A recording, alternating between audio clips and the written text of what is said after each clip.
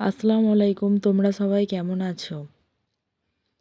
আজকে বানাবো সিম আলু ভাজা।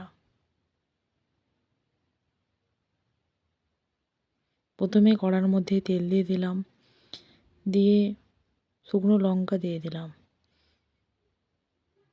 তেলটা ভালোভাবে গরম হয়ে গেলে, লঙ্কাগুলো ভাজা হয়ে গেলে তার মধ্যে দিয়ে দিলাম আলু আর সিম,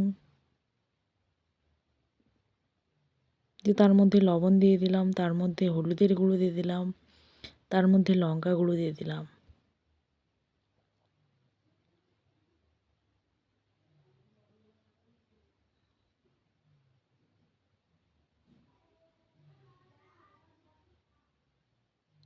দিয়ে ভালোভাবে নাড়াচাড়া করে নিলাম। নাড়াচাড়া করে কিছুক্ষণ চাপা দিয়ে রেখে দেব। ওর ভাপে হালকা পরিমাণে সিদ্ধ হয়ে গেলে দিয়ে ভালোভাবে উল্টে পাল্টে ভেজে নেব। ভালোভাবে উল্টে পাল্টে ভেজে নিয়ে রেডি হয়ে যাবে আজকের গরম গরম সিম দিয়ে আলু ভাজা।